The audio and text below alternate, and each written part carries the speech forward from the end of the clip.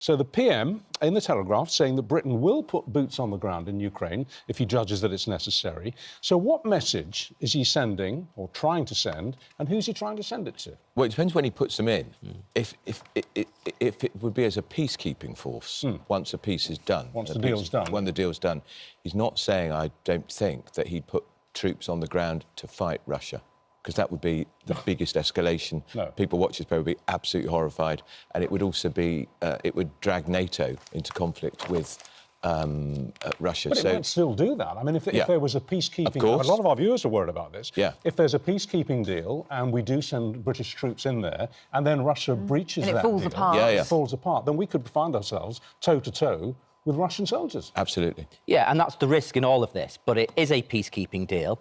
And, of course, we want to see this war come to an end. And presumably to reassure Ukraine that their future security is intact, they will want to know that there is forces, there are troops around the country in order to keep the peace. But look, this is high risk. This is a high wire act. And what has happened in the last few days, the seriousness of it is this, that the US have basically said, we've had enough of funding your defence in Europe. You are going to have to step up to the plate. And that means we in the UK are going to have to spend more on defence. But we're already Europe's biggest military power.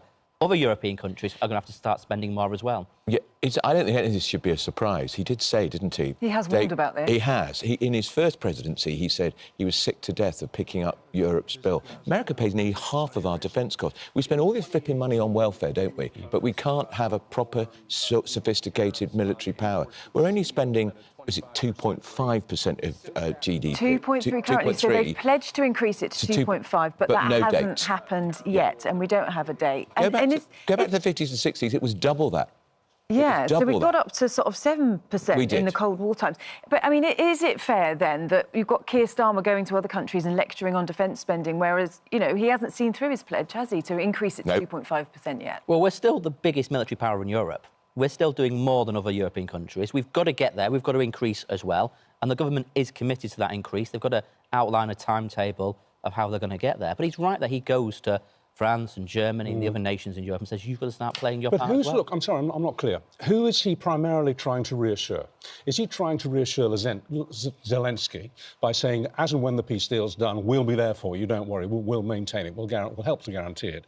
Or is he sending a message to Trump? It's Trump. Is it Trump? I think so. What? I think he wants, because he's going to see Trump this month, we think, or even maybe this week or next week. And I think Trump is fed up with the whole of Europe, fed up with Britain. And I think he's saying, look, not only am I, as Johnson says, with the biggest military power, I'll be the first country to commit to a peacekeeping force in Europe. Because isn't President Trump basically saying we're a bit irrelevant here, actually? He's just going to sort it out without us. Isn't that the point that's being made? So is Sir Keir Starmer then saying, well, hold on a second, I need to be involved in this? I think what Keir is trying to do is leverage the almost unique position he is in. The UK has shown strong solidarity with Ukraine, so we've got the trust of Ukraine. And it does look like that Keir has built up a rapport with President Trump, much, I suspect, to the surprise of various right-wing newspapers who thought he wouldn't. It does sound like he's managed to build a good working relationship. That puts him in a really good position to both reassure Ukraine about the deal, but also to try and get from President Trump an understanding about the future. But is it too late for that? I just get the sense, reading the newspapers and watching the news bulletins and hearing the discussions over this last weekend, that a page of history has turned and that we've been left behind. Britain and Europe have been left behind, and Russia and America have taken over the debate. If you think a month ago, Russia was an international pariah, a rogue state. Absolutely. Putin was a gangster. And now it's at the top table. He's at the top table. And that's all changed with Trump. And as I say, he said in the election campaign, peace deal on day one. We're not quite day one. We're now in week 4, aren't we, of the presidency?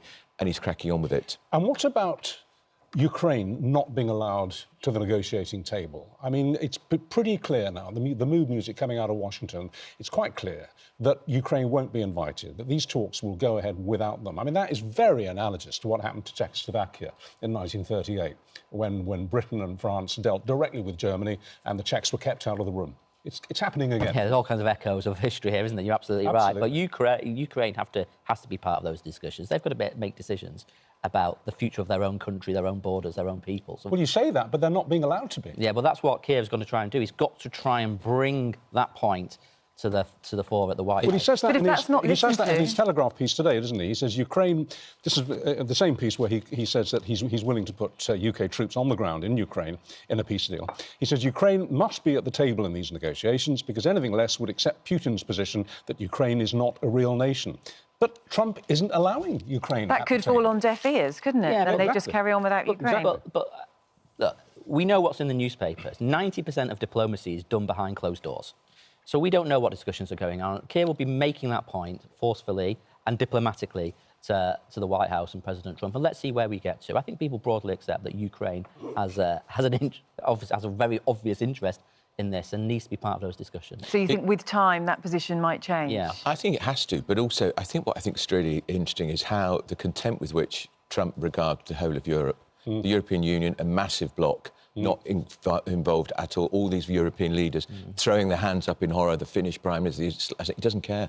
He's got the power. He's kept the peace in Europe America's kept the peace in Europe for decades, and they've given most of the money and financial military aid to Ukraine. What did Germany give to Ukraine? Very, very little. Well, and it's not just Trump. You look back through the record, virtually every single American president since Kennedy, including Kennedy, has been saying, Europe, you have to step up to the plate. Eisenhower said it too, Eisenhower said the same thing. So we've been asking for this, actually. We have. It's been coming a long time. Yeah. I find you've got a president who really says it's America first. Get and sort it out yourself. And why should America pick up the bill for Europe's peace? And just to say, we've had an awful lot of people getting in touch already, actually, on the subject of Ukraine and sending troops in. There's a lot of concern from people. Tony, what happens if British troops are attacked? We're then at war with Russia. He has fears about that. Brenda, what is wrong with Starmer? Is he trying to provoke war for this country? And Zoltan says, instead of using our troops to provoke a war, Starmer should be using them to protect our own borders. So it seems that people are very worried about this step and the potential risk of it. And everybody will be worried because nobody wants to send their sons and daughters to war, to the front line. No. It's totally understandable. But equally, we live now in a very, very scary world. And we have the British Armed Forces, who are brilliant men and women, have played peacekeeping roles in other parts of the world throughout the last 70, 80 years. So it's not unusual for us to do this. But this is not, as Andrew says, about going to fight Russia. It is about peacekeeping. But the state of our military as well, this has been going on for decades and decades. The last Tory government were appalling in not spending enough on defence. But it's the weakest now than it's ever been. Yeah, hollowed out. It really is. And Lord Dannett, who was the former head of the Armed Forces, saying in the Mail on Sunday yesterday, Starmer will be a footnote in history if he doesn't reverse this decline in spending, and he's got to get on with it. Before we leave this, there's lots more to talk about this morning. What about Zelensky's call for a European army? Oh, God. This has been a subject which has been loosely talked about for the last 50 years. Is it ever going to happen? Well, it can't, because Germany's constitution won't allow it to get involved in... Right. But also, they can't all... We left the European Union because it was, in my view, because it was a dysfunctional, mad organisation. It's not going to work. We should just sort out our own defence. Yeah, it's a non-starter. It's a non-starter. And actually, remember, even though we need to spend more, we are still the biggest military power. We need other nations in Europe to step up as well. There's not going to be a European pan. That doesn't mean there isn't cooperation between the different armed forces of different nations. Who'd be in charge? And what is your feeling about a settlement that is reached? Because there will be, it's clear we're heading towards a settlement now, which is going to allow Russia to hang on to quite a lot of the territory that it's nicked from Ukraine. It's invaded, it's occupied, and it's going to be allowed to keep it. Where does that leave us with Putin and the future? Well, Putin then is the victor. I mean, he's the winner, isn't he? Of course. Yeah. I hope. Look, we have to remember, the West did nothing when Russia took the Crimea in 2014. Absolutely nothing. Obama was in charge. Nothing happened. So that territory will never come back. But what about the territory that Putin has stolen in the latest invasion? What was it, since 2022? Hopefully some of that will be given back to Ukraine. But I'm not sure. That could be a real sticking point, couldn't it? It will be. It will be. And there'll be a lot of countries, you know, the Estonias, the Lithuanias, will be looking at this very nervously. And it's changed like that, hasn't it? I mean, this time last week, we were still saying collectively that Putin couldn't be allowed to win or to be seen to have won.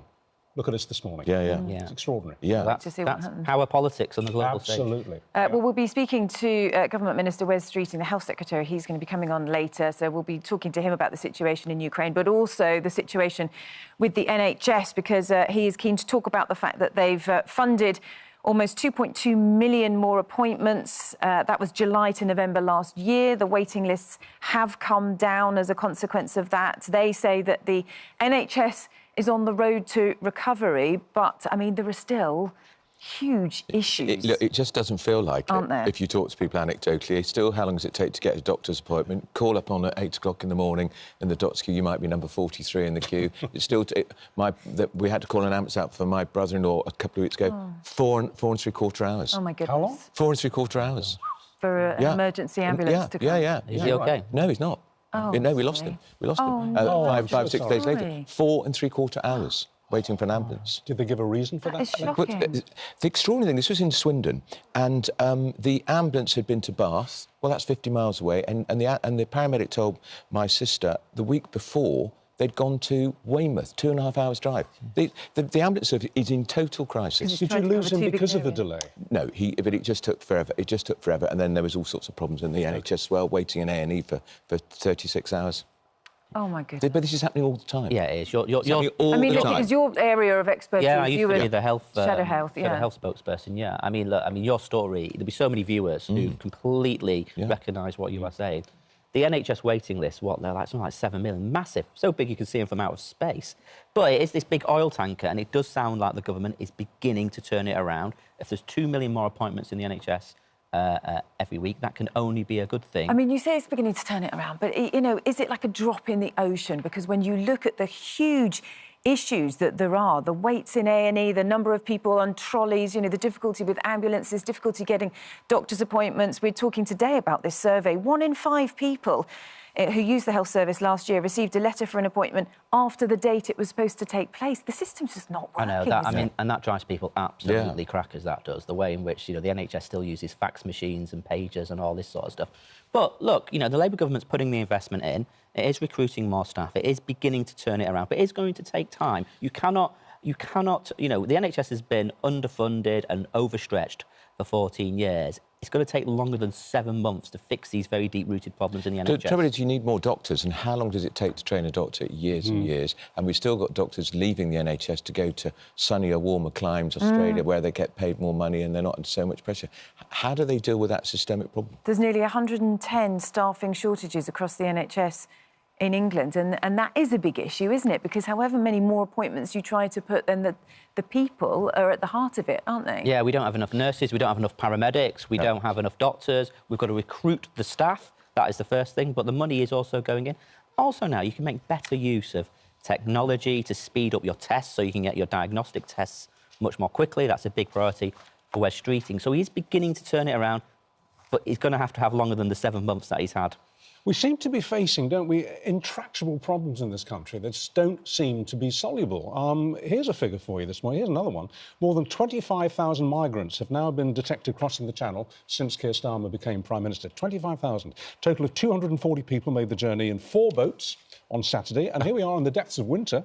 It's taken the provisional total for 2025 to 1,893. And look, you can't divorce the pressure on the NHS and not just illegal migration. I mean, it's putting huge pressure on. What was the figures last year? 750,000. The NHS is creaking at the seams. There's not enough houses, there's not enough school places, and the government, of course, showed us that the deportation flight to try and show they're trying to get to grips with it. The plane was half full. And, well, Labour said they'd smash the gangs. They'd smash the smuggling gangs. Well, they haven't. 1,893 people crossing this year alone. Yeah, but again, they're making progress because they've returned... Well, they've returned sort of 19,000 people, which is more than the previous lot were doing. So, but they're not stopping coming in, Jonathan. I know. Well, they've got to do that as well. But they are returning people. Previously, people who weren't allowed to be here weren't even getting returned. So at least they're making progress on that. But again, they've only been in government for 7 months.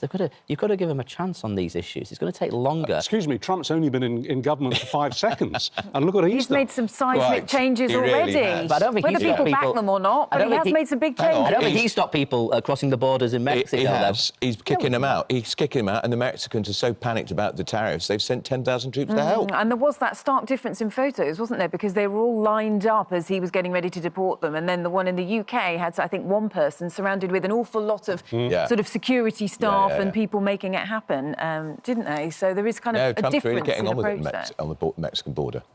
big time. Well, this government has got a plan to go after the gangs, but it is returning people. That wasn't happening previously, which is mad when you think about it. So people might just have to bide their time and wait for improvements. Is that the message, though? We'll be having this conversation, Charlotte, in a year's I think time, people are 2 years' time. change, there is a story in some of the Sunday them. papers yesterday suggesting that there'll still be migrant hotels in 2029. It was in the manifesto, Islot's manifesto. They were going to take everybody out of the migrant hotels. 2029. Just on this comparison between the way Trump has been behaving since he took power and the way, you say, here we are, 7 months in, and it doesn't look as if much is happening in the Channel at all. Certainly the gangs haven't been smashed.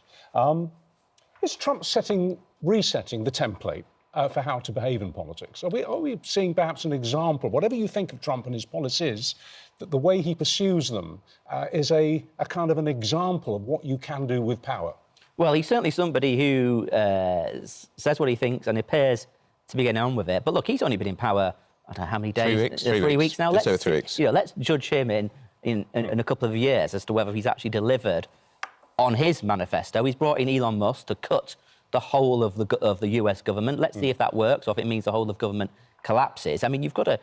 Let's see where they are in a couple of years' time as to whether his agenda succeeds or not. But he's setting the agenda. He's making the headlines, and there is a sense that things are happening in America. Well, he's flying to Saudi Arabia effectively to meet Putin. Yeah. I mean, all right, these are proxies, which could resolve the biggest military conflict on European soil since the Second World War. Yeah. Whether you agree with that or not, it looks like there's going to be a resolution. Yeah. Let's look at the economy, shall we? Because that's in the news today as well. And there are talks about the number of businesses who are having to plan redundancies because of the situation with the economy, because of the changes that are being made to national insurance contributions, etc. We've got a poll here from the Chartered Institute of Personnel and Development. The Express is one of the papers that's picked up on it. And their stat here is that a third of firms facing soaring employment costs will cut their headcount through redundancies or cutting recruitment, with 2 in 5 warning of price rises. And there's a real worry, isn't there, for the impact on businesses and how employees are being affected by this and the number of people that are going to lose their jobs because of the climate at the moment. Well, there's a lot of reports coming out making warnings. Let's actually see what happens in the future. We don't know. I mean, these reports always come out because they're trying to lobby the government not to go ahead with various tax increases, totally legitimately, by the way, from their point of view. Don't criticise them for that. But look, in the end of the day, the government inherited a mess in the public finances and it had to fill the black hole. It said in its manifesto it wasn't going to put up income tax on national insurance on workers or VAT. So it had to look at other tax levers, which is why it's gone for this national insurance increase for employers. Aren't employers workers? Well, the problem is... I think they work very hard, employers. Well, of course employers work then it was a complete lie in the manifesto, wasn't it? The manifesto it? talked about employees. That's the issue, though, isn't it? No, it said it was going to put it on workers. That's what it said, John. It said workers. So Jonathan's saying it's on employers. What? Employers aren't workers? Employers are workers, and they work very hard. But where else they is create the the jobs jobs, from? and they create the wealth. And the worry is people are losing jobs because of that. Yeah, they will. But the Tories left a burning skip when it comes to the public finances. And not only are they putting the national insurance up, they've lowered the threshold at which it kicks in, dramatically changed it. None of that was in the manifesto. Yeah, that's and Rachel Reeves was all about growth. There isn't any. Well, they walked in and they opened the cupboard, and the cupboard was bare because they'd messed up the finances the previous lot. So they had to take these tough decisions. Yes, but the figure that she cited of the £22 billion black hole, by the way, we appear to be giving half of that to the Chagos Islands, to Mauritius to take the Chagos Islands, which I completely don't understand. But the IFS, the respected Institute of Fiscal Studies, said the black hole was £9 billion. So she can't add up. Just on the question... Pretty difficult if you're a chancellor. Still a black hole, though. Pretty difficult if you're a chancellor. Just on the question of Rachel Reeves, is the story about her inflating her CV going to go away? I noticed it was all over the Sundays again yesterday, pushed to the sidelines a little bit because of what's happening in Ukraine. But it doesn't seem to be fading, does it? Well, what do you think? I mean, I just think he's a bit of froth. I mean... Do you? Really? How many times are you going to have to change her online CV? But if you employed someone who'd lied on their CV, though, you'd be worried about it, wouldn't lied, you? had they? Well, she said her officials got the administration wrong. A different date of the... I mean, she worked at the bank. I knew her when she worked at the Bank of England. I was friends with her back in those days. She was definitely working at the Bank of England. Big she wasn't lying about that. I was an economist at the Bank of England for a decade. But now it seems the job wasn't anything like as significant, and she wasn't at the Bank of England as long. And then there's the thing... She said she was there for the best part of a decade, and she was actually there for 5.5 years. Nothing like a decade. So I told you, she can't add up. And it's a problem if you're a chancellor. Well, she'll be judged on what she does as a chancellor. Well, she's not doing very well at the moment, is she, Not mate? what she did in her 20s. She's not doing very well at the moment. But you think it's froth, and she's not going to lose her job because of this? No, she's not going to lose her job. She'll still be chancellor. No Prime Minister can lose a chancellor in 6 or 7 months. Absolutely not. That's disaster. All right. Can we talk about driving? I've got a device in my central console now, which I've had for some time. It's a pair of anti-dazzle glasses, which I wear while I'm driving at night, because things have changed. There's no doubt about it. It's not just that I'm getting older and, I don't know, my retinas are fading or something.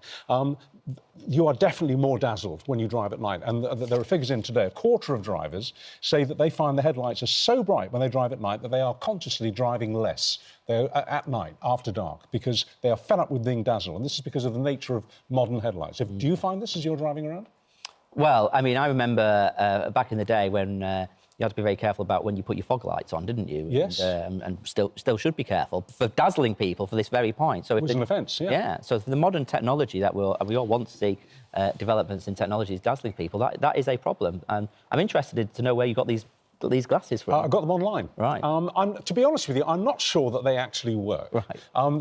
They give a kind of an orange hue to things. Maybe it's psychosomatic. They take the edge off, maybe. I think they slightly take the edge off, because I've certainly found, particularly when driving on dark roads, which aren't illuminated, and everyone's got their headlights on, sometimes it's very, very hard to see where you're going. Well, I don't drive very often, but my partner's got a car, and he will not drive at night. Really? And he's 51. And that's a recent decision, is it? It is. The whole day has to be geared around. I've got to make sure I'm not driving. To make sure you get back in by a certain because time. he just can't. He just says he's a danger on the road. But looking at these numbers, Department for Transport figures show since 2013 there have been an average of 280 crashes on Britain's roads every year, where dazzling headlights were a contributory factor. So it is seeming that it causes more accidents, and they are looking into it, actually. They've commissioned an independent research to better understand the root causes, so maybe we'll have to see. I'm surprised that cars are allowed to be manufactured with them if they are. Well, I wonder. I'd have thought there'd be a standard that they have to hit. It's apparently a large part of it is because of the increasing number of SUVs, and they sit much higher on the road, so their lights,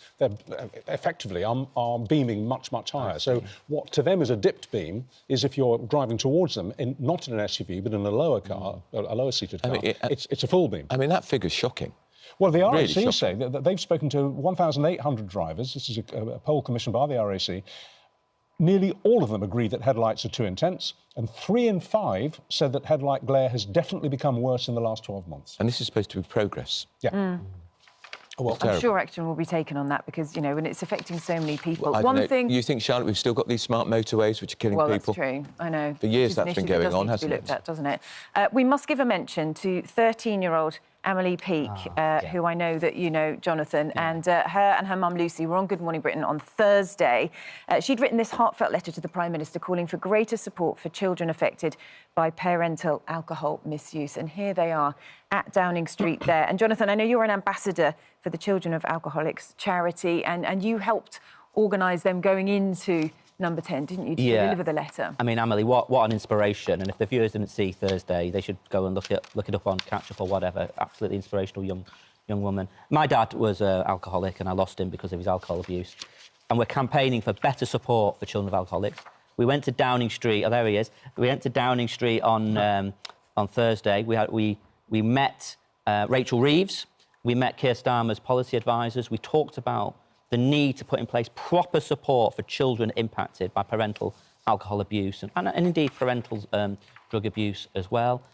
Look, I'm not saying it's a done deal, but, you know, we've got a foot in the door and we're going to keep pushing on this. And they were very receptive to what we were saying, and it's a campaign I'm going to continue to pursue. How old were you, Jonathan, when you realised that your dad had a problem with booze? Oh, gosh, I mean, 8 or 9. I mean, he didn't die until he was 60, and I was in my probably late 20s or maybe early 30s by that point. But you it was always there. When the penny dropped that things weren't right. Oh yeah, I mean, one of my earliest memories is going to visit him in hospital because he'd been admitted to hospital for his alcohol abuse because he'd been drinking so much. And I remember seeing him in the hospital bed. And I remember things like, you know, getting picked up from school and him falling over and things like that. And I remember it's funny how our attitudes to alcohol, it was always a sort of joke amongst his friends. Over there, he was called John, like me. It's like, oh, John Ash, he's always drunk. There's John Ash, he's always out, you know. Bit of a laugh. Rather than seeing it as a problem. Yeah. And I mean, in the end, I remember my wedding day, he never turned up to the wedding, even though there was a place there for him because of the drinking. And then I was so angry with him, and then 3 months later he was dead. Oh my goodness. So I campaign for this charity now, and hopefully we can get some support in place for children impacted by this. Yeah, let's hope so. I mean, my heart went out to Emily. As you were saying, it was a really emotional interview, and she talked about the fact that she didn't really know any different until she went to friends' houses and their dad wasn't asleep on the sofa and their dad was sort of, you know, helping to cook and do things and was present and was there. And it was only then that she realised, I think, how different her dad was, what he was going through compared to other dads. And you think that's no childhood, is it? Were you able to rationalise it after he died and see it as a disease, as an illness, and not remain angry with him? Yeah, well, you have a whole mix of emotions, and when you speak out, you have a whole mix of emotions because you feel slightly guilty as well for speaking out. Although, when I did speak out, I spoke out in the House of Commons back when I was an MP. I remember, yeah. And someone approached me at, I think it was Birmingham train station. Are you that MP? And when that happens, when you're a politician, you say, oh, God, where's this going? Yeah. And they said, you're that MP who spoke out about alcohol. And he said, my son showed me the clip on Facebook of you speaking out. And because of that, I've been able to have a conversation with my 14-year-old about my drinking. And I just want to thank you for speaking out. And I just thought, that shows you why you do it. That's what's called making a difference, isn't it? Yeah, well done, you. Good for you. Well done.